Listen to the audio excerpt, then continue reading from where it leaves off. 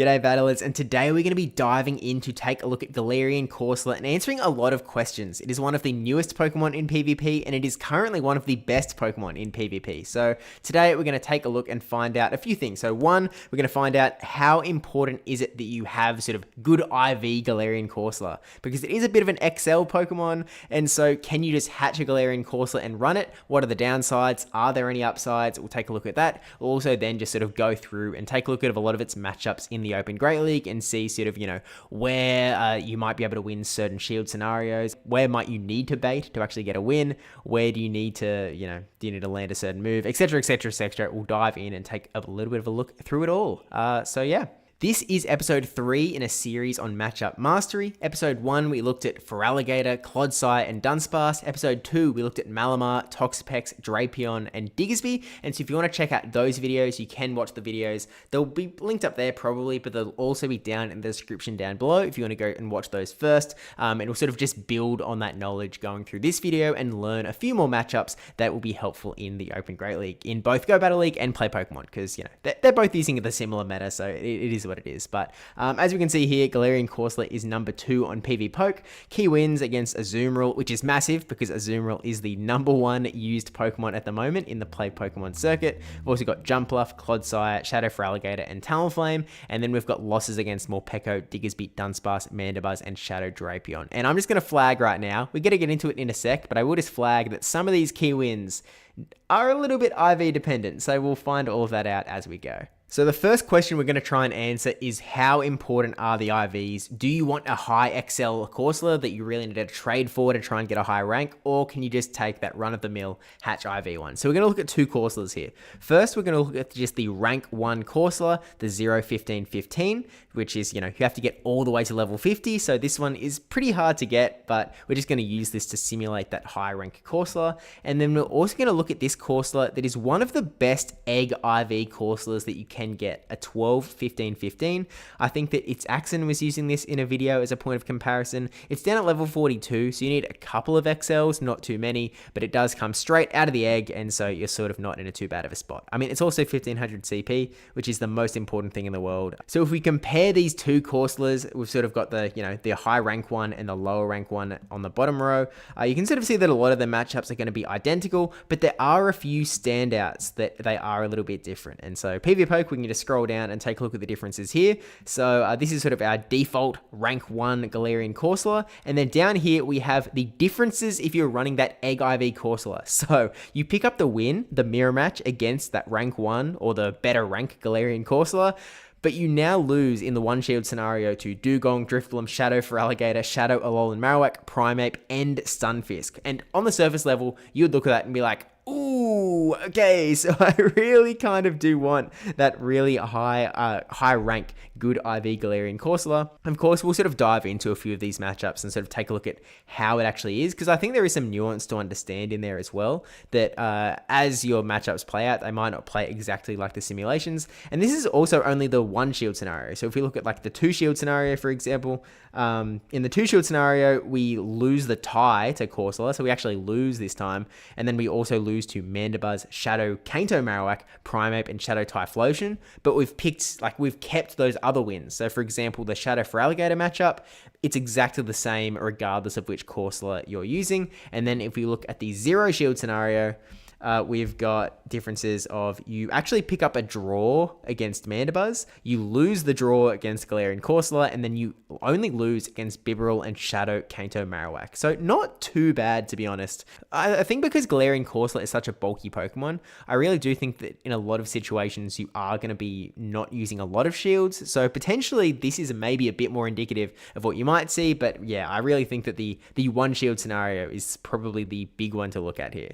Now, you can look a little bit past the matchups, and on the surface level, this just looks like, man, that lower rank Galarian Corsola sucks. But if you go to the breakpoints tab, and this is essentially, do you pick up an extra damage against this Pokemon? So because you've got a bit of a higher attack stat, you can sometimes do a little bit more damage. And look at all of these. Against every single one of these Pokemon, your Astonishers are actually doing at least 1 extra damage every Astonish. So Annihilape, Ariados, Azumarill, Clodsire, both movesets, Dugong, Drifblim, Feraligatr, Gastrodon, Goodra, Guzzlord, Jumpluff, Malamar, Mandibuzz, Morpeko, Quagsire, Registeel, Alolan Sandslash, and Talonflame. All of those, you're doing an extra 1 damage per Astonish. Now, on the surface level, this could be really huge in sort of niche scenarios, but 2 things. First of all, we know that this doesn't pick up any bonus matchups because we saw that before, right? It didn't pick up any even shield, even matchup wins based on this extra bit of damage.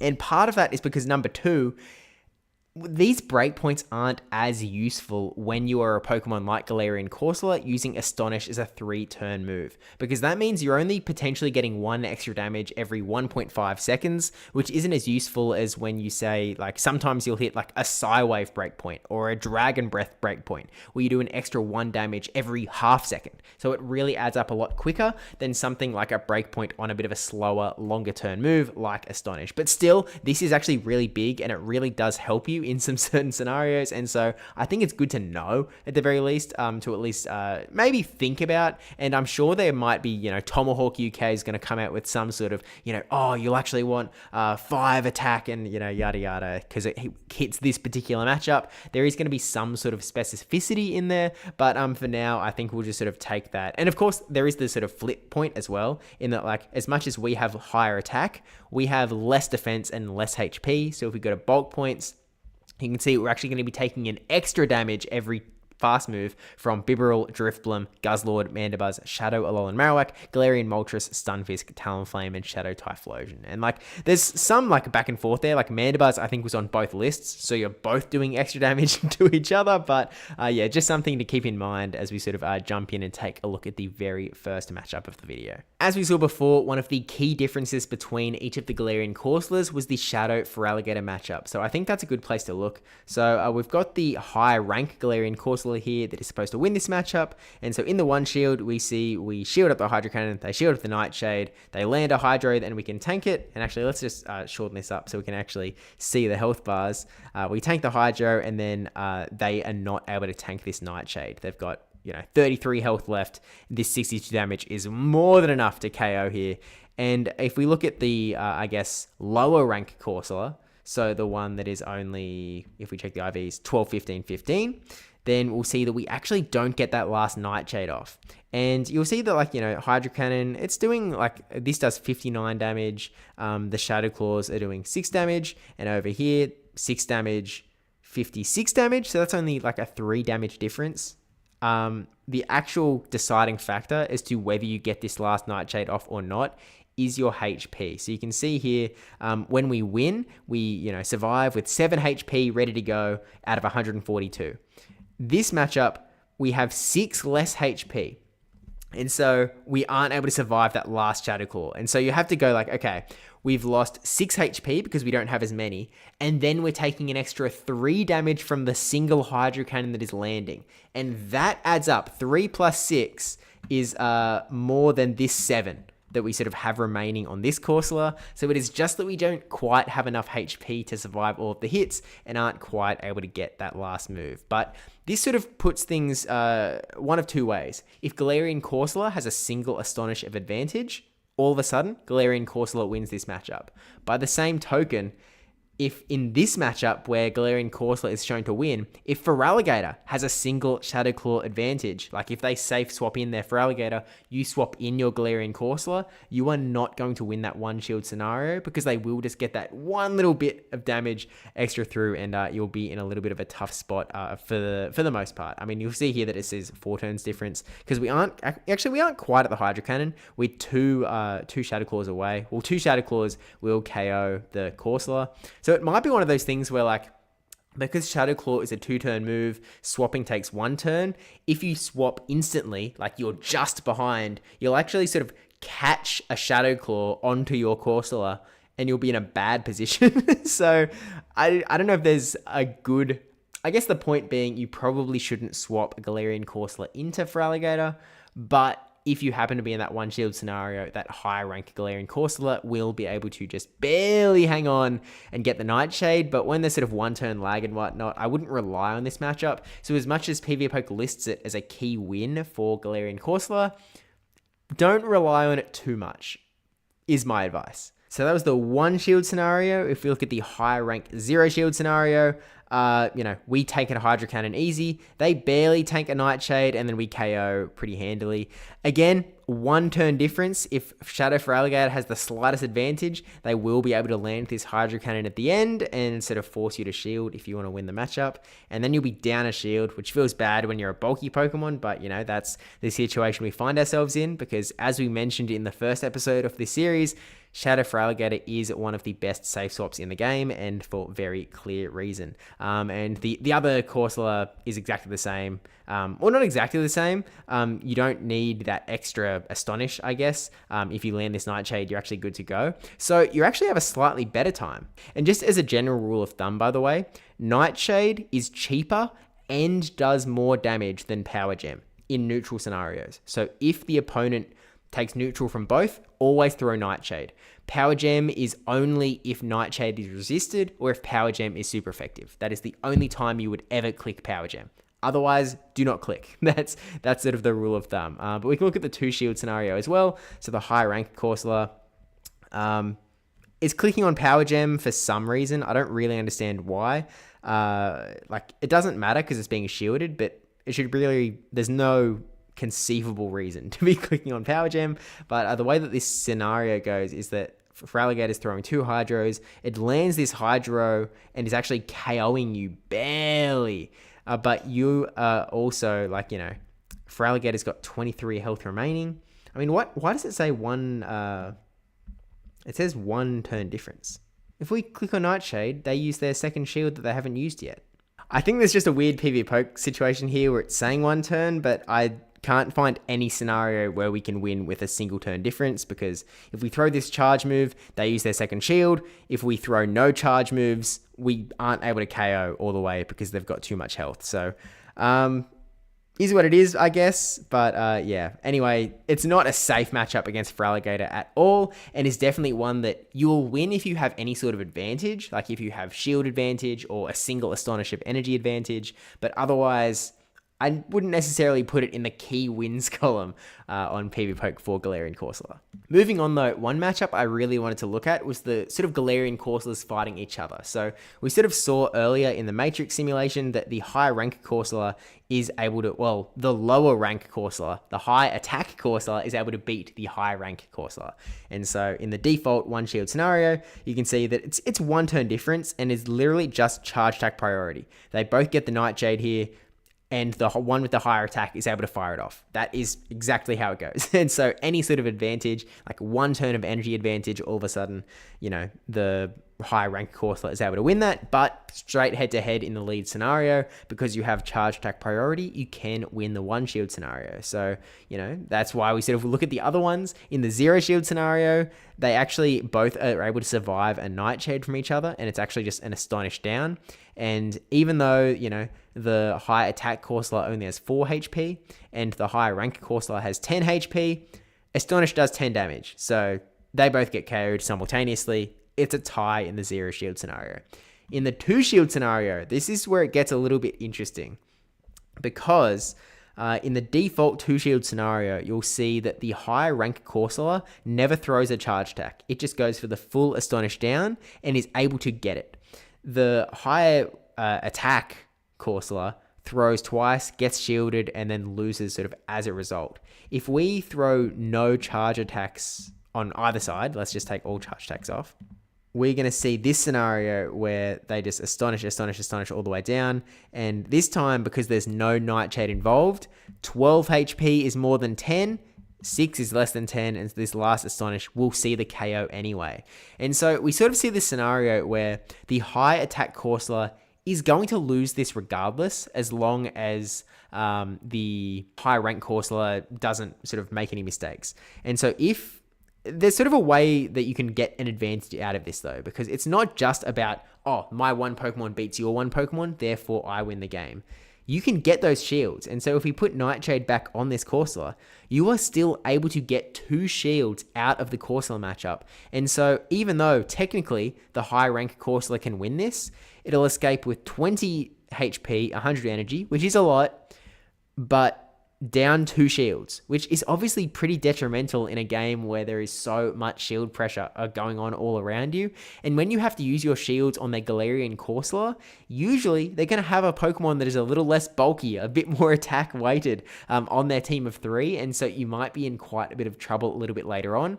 And that is why I would sort of recommend, if you're the high rank Corsola, don't go for this strategy. Like, actually throw a move at some point. Like, at least just, have I clicked one early?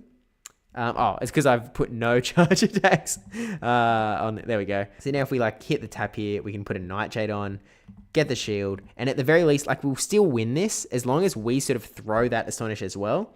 We can still at least only be down 1 shield instead of 2 shields, and that's pretty massive change. If we do go to the scenario where we actually throw both Nightshades, unfortunately for us, it's now back to simultaneous KO territory because we only have that 10 HP left, and so that last Astonish does KO.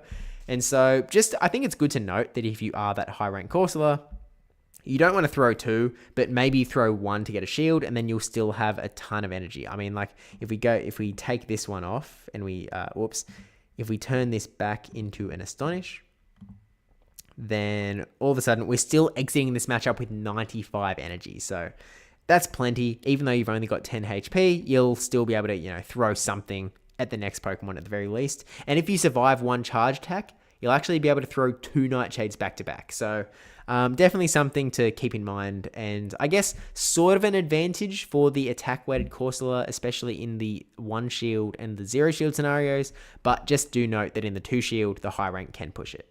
Now, one of the other key wins that Galarian Corsola had on the overall PvPoke rankings was against Azumarill, and Azumarill is just so in form at the moment. It has won 11 of the last 14 major tournaments in the Championship Series. It's the only Pokemon that has been on almost 2/3 of top 8 teams, teams that have made it into the top 8 of a tournament. Here's the top 8 from the last regional tournament from Toronto. You can see that Azumarill is on 6 out of 8 teams. Galarian Corsola is on the winning team. It's also on Valorash's team and SS Thorn's team in the top 8. So it has made it into 3 out of these top 8 teams. And I guess just for completeness, we can also just pull up the Pagoda standings as well, because this was the other tournament that went on in December that had some Galarian Corsola showings. So Richie won the entire event he was actually using an Egg IV Galarian Corsola, I believe. So it sort of tells you that as much as, I guess knowing your matchups quite well is important. Knowing what an Egg Corsola can do and can't do is pretty big, but you can also see it in 3rd place, and there's also another one in top 8 from Johnny Fan's TTV. So it was in 3 out of the top 8 teams in both tournaments, but Azumarill is absolutely everywhere, so let's take a look at the Azumarill matchup to see how it actually goes for Corsola. Starting off with the high rank Galarian Corsola against Azu in the 1 shield scenario, you throw just straight Nightshade, and actually I'll take the IV bit off so we can actually see both health bars at once. You just throw straight Nightshade. You can tank 2 Play Roughs. They're throwing the Ice Beam as a bit of a bait, but even if they did go straight Play Rough, you're surviving these pretty comfortably. You do have to be a little bit cautious in that if you're coming into an Azumarill with energy, all of a sudden we're getting to the point where a 3rd charge attack would really most likely KO us after another, couple bubbles. So it's not a hard counter scenario, but if you're generally in a lead scenario, you are going to win this matchup if you're only burning 1 shield apiece. And we can actually look at the matchups down here. We're actually winning all even shield scenarios. So, the 0 shield, we're just throwing straight Nightshade. We're able to tank Azumarill's moves, and it is what it is. We're able to get the KO there, and actually we're escaping with a charge attack banked as well for the next matchup. Or a Power Gem, if we're so inclined. 2 shield scenario, because Galarian Corsola is really just getting to these charge attacks faster than Azumarill, we're just going to be outputting more damage, and so we're able to win the 2 shield scenario quite handily. But again, it's bulk versus bulk. You're unlikely to see this actually play out unless you're in some really dire rock, paper, scissors, I need alignment to win this game sort of scenario. So, that's what it is. And if we look at the high attack Corsola, it pretty much plays out exactly the same in that we're throwing straight Nightshade. We're able to tank their charge attacks. We can win the 0 shield and the 2 shield, although I've actually noticed an interesting difference here. When Azumarill uses 1 shield and Galarian Corsola uses 0 shield, the high rank Corsola still wins. So let's take a look at this guy. So we go straight Nightshade, obviously, because again, it is the best move as long as it's neutral. We get this last Nightshade and we survive with 18 HP.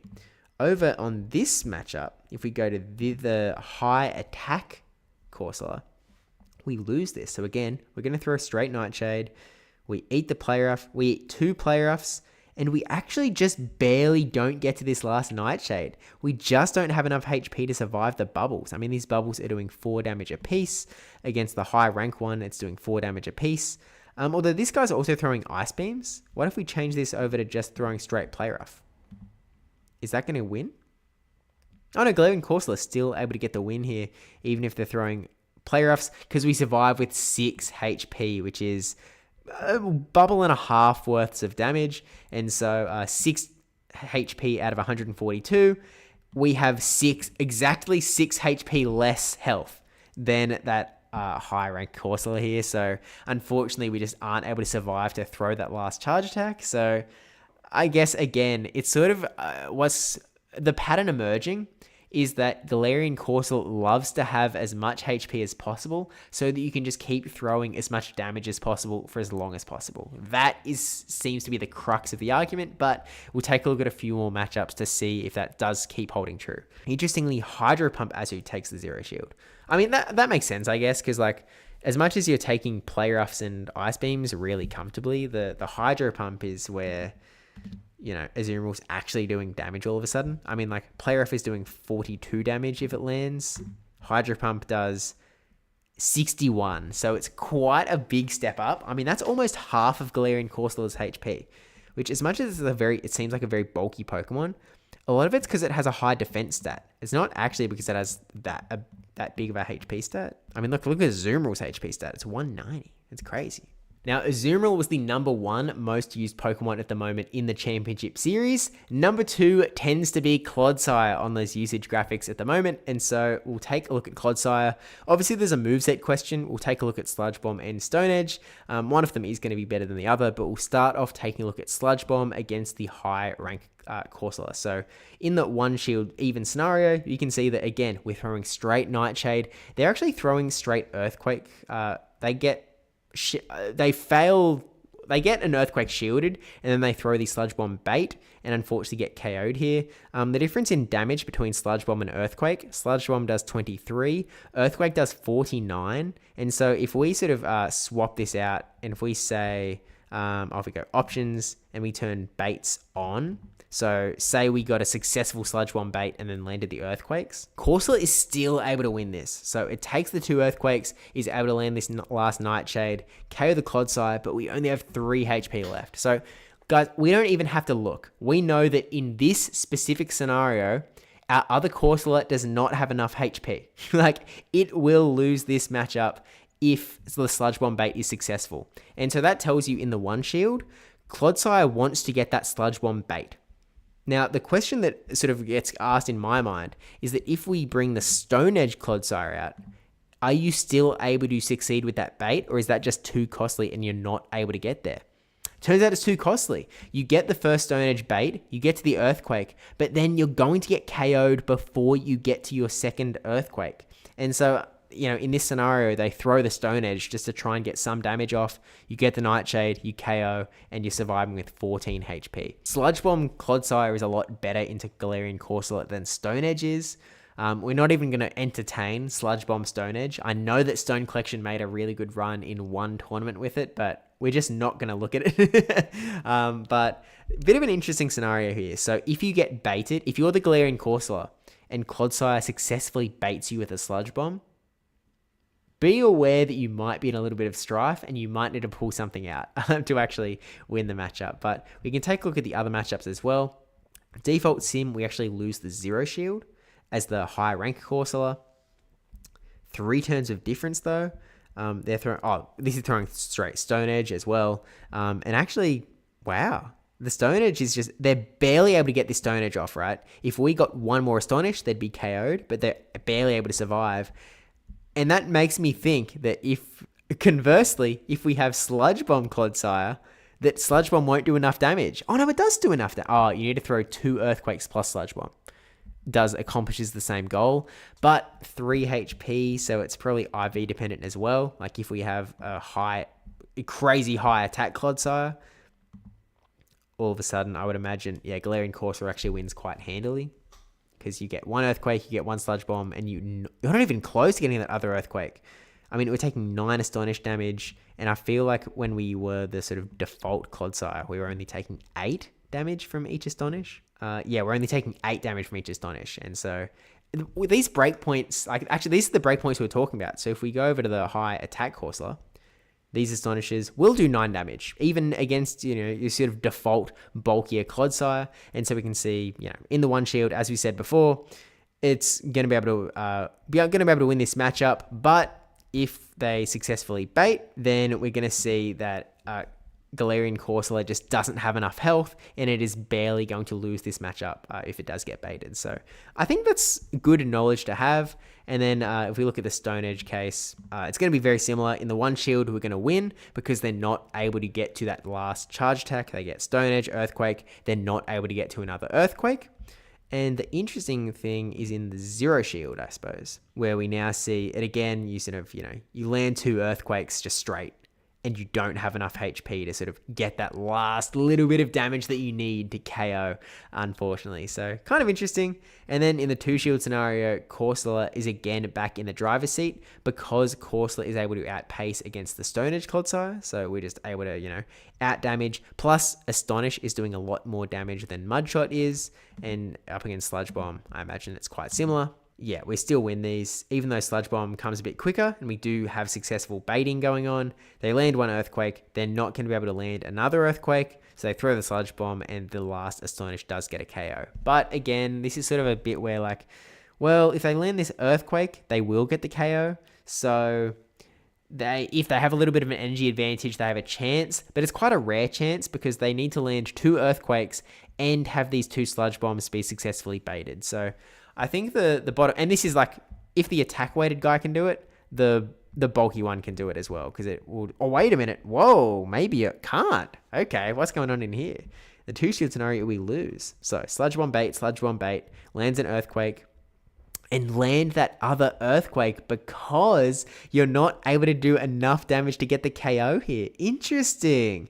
Because again, we're only doing 8 damage with Astonish as opposed to 9 damage with Astonish. So interestingly, we've actually picked up a win here by having a higher attack Galarian Corsola in the 2 shield matchup. I don't think it's a good matchup to be hunting for if you're looking for a Galarian Corsola. Like, this definitely is not a reason to build an Egg Corsola because, again, you're a very bulky Pokemon. You do not want to be investing all of your shields in your bulky Pokemon. That is not the best use case for your shields. Protect Pokemon like the Feraligatr. Protect Pokemon like Ariados or Malamar that really need the shields, not Pokemon that sort of historically act as a third shield like Galarian Corsola. So keep it in mind that actually is the scenario. This is maybe more useful for the Clodsire players out there. And if you are playing with an Egg Hatch IV Galarian Corsola, you can at least keep this knowledge in your head that Clodsire matchups are winnable. Again, if you really do need to win that alignment. But otherwise, like, look, regular Corsola is doing better in the sort of lower shield scenarios, I suppose. Again, it's all pretty close though. And so I really do think that Galarian Corsola is a little bit of a neutral wizard in that a lot of these matchups, neither of them are necessarily doing any super effective damage to each other. They're just doing a lot of damage to each other. So I think some interesting nuances to keep in mind. So we've looked at Azumarill and Clodsire, 2 of the most used Pokemon in the Championship Series. One of the most successful Pokemon in the Championship Series is actually Jumpluff. It's won like 4 out of the last 6 major tournaments or something like that. Like, it's been on a pretty incredible run. Even though I'm a little bit of a Jumpluff hater, it's evidently performing incredibly well, including at the Perth Regional Championships, which, by the way, if you haven't already, you can watch the full VOD of the Perth Regional Championship stream on my channel, so it is all there. And it's a long stream, but there's some really good battles kicking off the first tournament in the world where Galarian Corsola was eligible. So definitely some good battles to check out if you've got some time on your hands. But it has also performed well in Pagoda as well. And so let's take a look at Jumpluff as our next port of call, I think. Speaking of Perth, the winner of the Perth Regional Championships is in chat as well, saying that it's a good core breaker. So we should put a little bit of respect on Jumpluff because he did win with it. So let's take a look at the Corsola matchup. So again, we'll look at the high rank Corsola first. And so in the one shield default scenario, we are actually throwing a Power Gem here. Now, again, in neutral scenarios, Nightshade is always the better move to go for. It is cheaper and it does more damage. Up against Jumpluff, Nightshade does 40 damage, 0.88 damage per energy.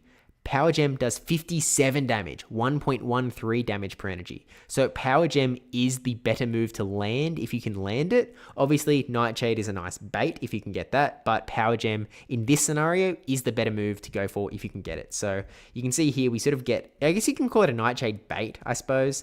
And then we have Power Gem sort of landing, and then we land a Nightshade for the KO here. And Jumpluff is just going straight Energy Ball, so we win with 15 HP in the end. But what if we sort of don't get successful baiting, right? Like can we just throw straight Power Gem to win this matchup? Answer is yes. We can actually win it straight Power Gem because we're able to survive all of these Energy Balls. We only have 13 HP remaining, but we do get this last Power Gem off.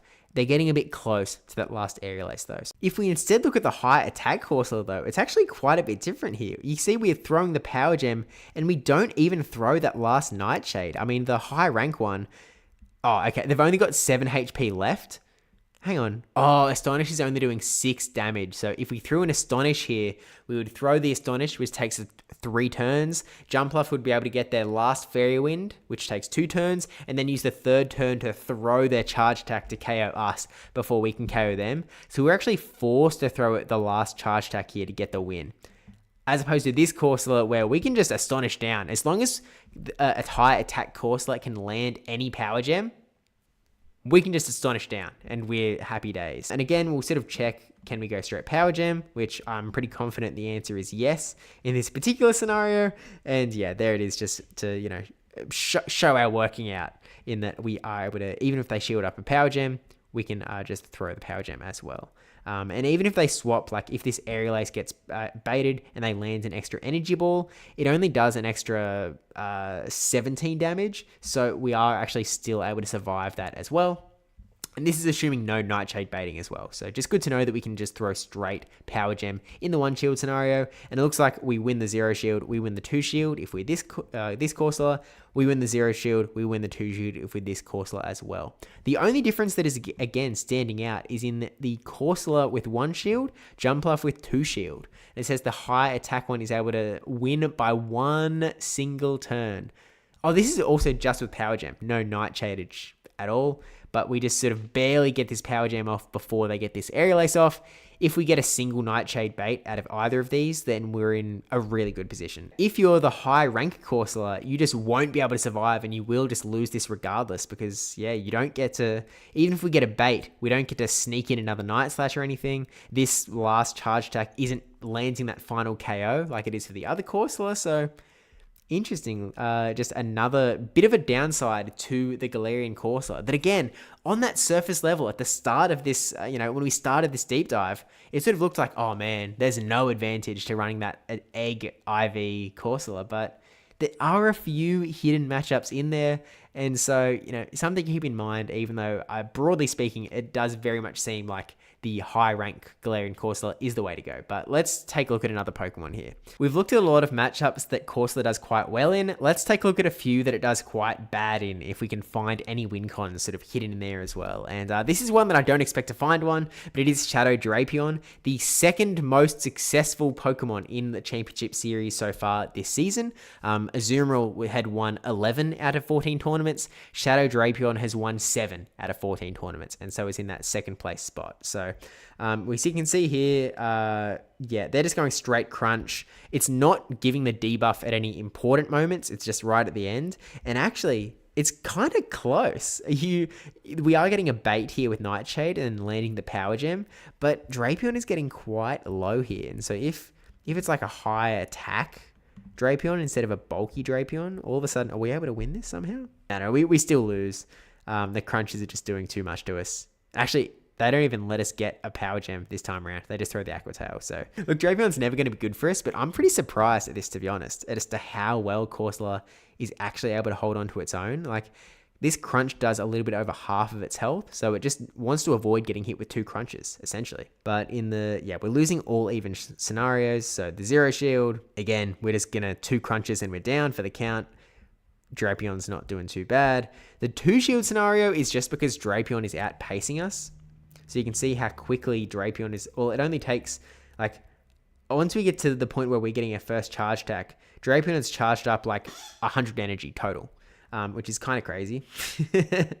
It's kind of wild. It's more like 80, low 80s. But you can see here, we're throwing 3 crunches back to back. Look, let's just take the debuff off here, just like for good measure, just to sort of prove that it's still fine. And we're just dominating this matchup. Like, we're in pretty good stead. You get your 2 crunches shielded. You just need to land a single crunch and an Aqua Tail. So, and you're able to win the matchup. And yeah, if you're Corsola, you just aren't even able to get to the 3rd charge attack in the 2 shield scenario. And I don't expect the high attack one to be faring any better. So yeah, in the 1 shield scenario, again, we're actually just able to get a crunch and an Aqua Tail. So once you've sort of burned 1 shield with the crunch, you can actually get out even better against the attack weighted.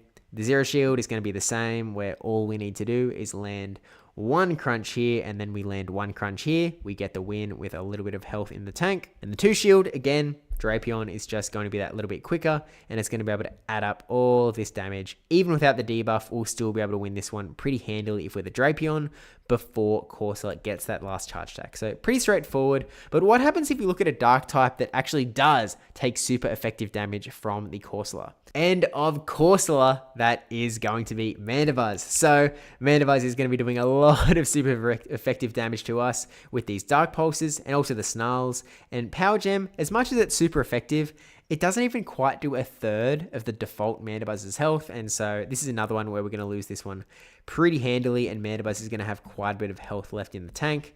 We lose even shield scenarios all through. We even lose when we use 1 shield and they use 0. And like, this is just to be expected because this is what Mandibuzz is just built for. Even though we have rock type damage, it's just not enough. It gets close when we go up a shield and still lose, but yeah, it's a tough one, and I don't expect the attack rated one to be any better. So again, Power Gem is going to do a little more this time. It does actually pass the 1/3 mark, so congratulations to high attack Corsola, but it's still not good.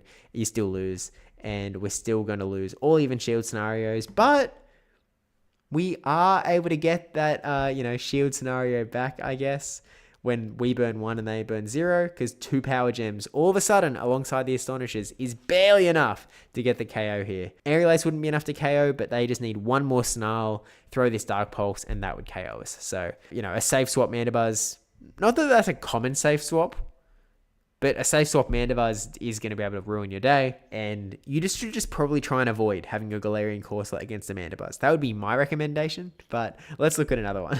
And just while we're here in Corsola's really bad matchups, let's look at one of its worst matchups, Diggersby. It resists Astonish, it resists Nightshade, Power Gem's not doing too much either, and Corsola loses with 20 plus turns difference required to win.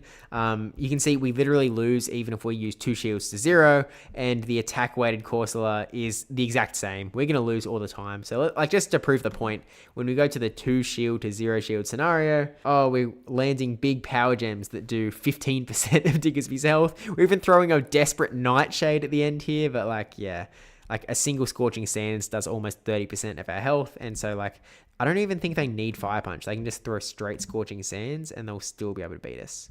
It is what it is. It's just not one of the matchups that you want to be in. It is one of the hard counters for Galarian Corsola. So let's look at a different ground type that is a little bit better for it, Kanto Marowak. So when we have the high rank Galarian Corsola against Marowak, we're doing sort of big damage to each other. So each Astonish is 8 damage. Each Mud Slap is 8 damage, which, we have a little bit of an advantage because we have the health advantage.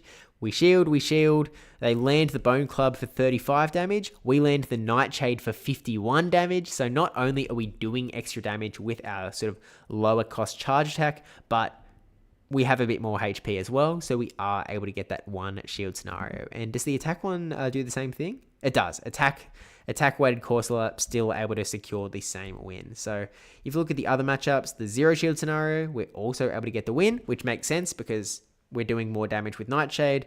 And even though Bone Club actually does charge up quicker, it only takes 4 and then 3. Whereas with Nightshade, it actually takes 5 and then 4. We're just like always going to be behind. And the longer this matchup goes, kind of the worse it is for us. But because we have more HP, we're able to take it in stock. And so we actually land this last Nightshade, get the KO, and get the win here. It's a little bit closer for the attack weighted one in that we actually lose because again, it's coming down to the HP is all. So, 8 HP left out of 142. And, when we're the attack weighted Corsola, we only have 136 health. And we're taking slightly more damage from like the Bone Club as well. So we just don't have enough HP to stick around for the zero shield. And the 2 shield scenario we're actually losing is the attack weighted one as well. Because Bone Club is outpacing us is pretty much the crux of the argument. And so they survive on 12 HP. And this Corsola, high rank Corsola, is technically able to get the win here because, say it with me folks, it has enough HP.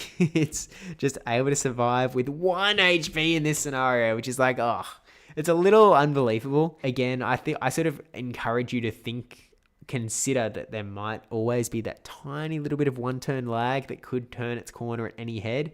You don't want to rely entirely. You don't want to put all of your chips on you winning this head-to-head matchup, even if you have the rank 1. Even though it says the default sim is you will win this if you're the egg one, it might not always play out that way. But this is another bit of an advantage where the high attack one is clearly a little bit worse than the high rank Corsola because we do pick up, 2 extra wins in the even shield scenarios, which is nice. One of the last ones we're going to look at today is the Annihilape. Obviously, it's going to be taking super effective damage from our Astonishers and our Nightshades, but we're going to be taking super effective damage from the Rage Fists. So, just something to keep in mind, I guess. And so look at the one shield. This Astonish damage is really adding up. The way that the sims work is we let the first Rage Fist come through because we know we can tank it, and the second one is going to be boosted, so it's going to do even more damage. So we wait and we shield the next one is sort of how the sims is built. And so we're able to throw this last Nightshade and win. We get 2 Nightshades just barely after they get to their sort of second Rage Fist. So because count has been nerfed, it is what it is. And so we're actually in a pretty good spot here in the one shield. And I assume that the attack weighted is able to accomplish the same thing. We let the first Rage Fist come through, we shield the second one, we land a Nightshade, and we win. So if you look at the other shield scenarios, whoa! Okay, let's take a look at the Corsola has 0 shields, Annihilape has 2. At this point, you can just Astonish all the way down. We actually tank the second Rage Fist, but guys, 4 HP remaining. We don't even click the other tab. I'm going to click the other tab for good measure, but we know exactly what's going to happen. We go to the 2 shield scenario. Yeah, the 0 to 2, we actually lose. We lose the 0 to 1, actually. But yeah, we just don't have the HP in us to Astonish this one down, unfortunately. So again, point in the good IV Corsola column, and another reason why you might want it, especially because there are still some Annihilapes running around. I mean, if we look at the Toronto regional, we can actually see that Annihilape is in 1st and 2nd place. There's also some Primeapes running around. There's 2 of them in the top 8 from Colin 6 and SS Thorn as well. So clearly this matchup is an important one, and so it could be pretty important to sort of have that good rank Corsola. But let's take a look at Primeape as well, because it doesn't take super effective damage from our moves, but it is still going to be a little bit scary for us. Now, we'll use the most popular moveset of Rage Fist Close Combat here, and we'll take a look at the matchup. Again, we're just throwing straight Rage Fists. In the one shield scenario, because we only have 1 shield, again, the way that it's playing out is that PvPoke is recognizing that we're going to be able to survive 2 Rage Fists. They will be able to get 3. And so we want to shield the third one when it will be doing the maximum amount of damage. And by doing that, we're actually able to sort of win here. Now, if just for, general interest, if we move our shield earlier, like say we shield the second one instead of shielding the third one, we actually do still win if we're the high rank one. Again, we're low in HP, so I assume that this isn't possible if you're running the high attack version, but if you sort of misplace your shield, or you want to be a bit cautious, like, you know, you want to be careful of maybe my opponent wants to play the 2-shield scenario. Then by sort of shielding early, you can maybe sort of hedge your bets a little bit, but it seems a little bit risky to me. And so, yeah, if we go to the attack-weighted one, we actually see Galarian Corsola lose this matchup. They're able to get that third Rage Fist through, and it's a case where if we shield up this last one, and we don't shield this one, we're probably also just going to lose. Yeah, we unfortunately still just lose because somehow the counters, the karate chops are just adding up too quickly, unfortunately. So yeah, not something you can pull off if you are Egg IVs. So that's the 1-shield scenario. Let's take a look at the 0-shield scenario. So we can see that the high rank Corsola is winning all even shielding scenarios. So in here, we're able to, you know, tank the first Rage Fist, we'll tank the second Rage Fist, and we'll KO with Nightshade. High attack Corsola is able to get that win still. We tank 1 Rage Fist, and we actually do enough damage to KO before... Wait, how does this work? Oh, it survives with 3! Oh my gosh, it's actually perfect. So the reason the simulations was different was because, well, if we sort of use our high rank Corsola and we move the charge attack earlier, you can see that it actually survives with 3 HP. So we needed to get 1 extra Astonish in to get that KO because we're doing 62 damage with Nightshade. The high attack Corsola is doing 65 damage, exactly 3 damage more, and so you get the KO before you have to take the Rage Fist. But again, you know, it doesn't matter too much because the default sim, we're still able to tank that second Rage Fist, so not the end of the world at all. And if you look at the, we're winning all evens on this side, we're winning the 0 shield on this side, we lose the 1 shield. We also lose the 2 shield by 1 turn. So interestingly, we've sort of shielded the 2 middle Rage Fists instead of shielding this one at the back, but it's going to be similar to the other scenario where if we take the shield off this one, we don't even make it to the 4th one and we just get KO'd. So yeah, unfortunately just putting a little bit too much pressure on us over there, but the high rank Corsola, it's also 1 turn of difference. So I don't know how I feel about that. We are just going for the full Astonish down. And we're only burning 1 shield. Even though this is notably the 2 shield scenario, we've decided to just use 1. Which is just a flex, I guess. It's like, hey, we don't even need to use 2. Obviously, and we were getting out with 100 energy, but, you know, we have so little health that we're not going to survive a fast attack from anything. But pretty decent matchup for Corsola on the whole, as long as you have that high IV, the high rank Corsola, which seems to be the bottom line from this. So as a little bit of a recap of sort of what we've gone over, it does seem that Galarian Corsola is really going to benefit in almost all scenarios by being that low attack, high defense, high HP sort of stat spread. So you can really just so you can have that extra little bit of HP so you can survive a lot of these niche scenarios. But at the same time, I do just want to caution you that it could be a little bit sim hero-y in that, like, we've seen a lot of matchups today that are like, oh, Corsola survives on like 4 HP and is able to get the win here. In reality, it's going to be rare that you see these even scenarios with Corsola, with this particular shielding scenarios. And so I think that the lesson learned is just that it really is useful to just have that extra HP in case you can make some things happen. But potentially, like, you know, don't throw an Egg IV away if it's all you've got, because it really probably does most of the same things. You're really able to accomplish a lot of similar matchups. It's just that you do unfortunately lose a lot of these close losses. Close win is better than a close loss is what I'm saying in a lot more words than just saying that, which is obvious. We all know this.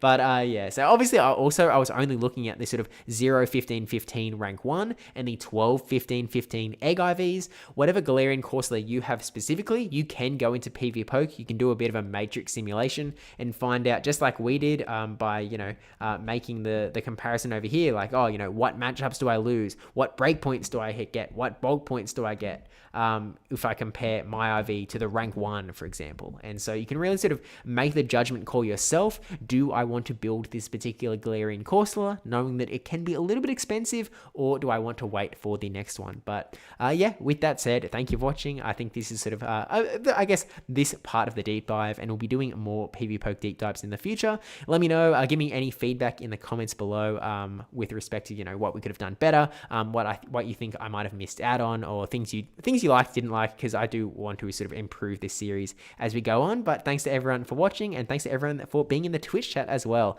and sort of giving a few guiding pointers as we go on. Also, actually, I should probably mention as well that I do have a second channel now, so I'm sort of intending to use that channel to upload videos that, well, if I uploaded them to this channel, it would actually hurt my YouTube algorithm, and so by uploading them over there, I'm not going to hurt this channel at all. So it's going to be a little bit slightly more off topic, more vlogs, that sort of thing is going to be over on the PvP Josh channel. So that's going to be linked down below as well. The first video is uploaded from when I had to, well, I played a TCG tournament and had to face the second best TCG player in the world. So yeah, definitely a bit of a fun one. So go check that out as well. But the link will be in the description down below. So yeah, thank you and bye.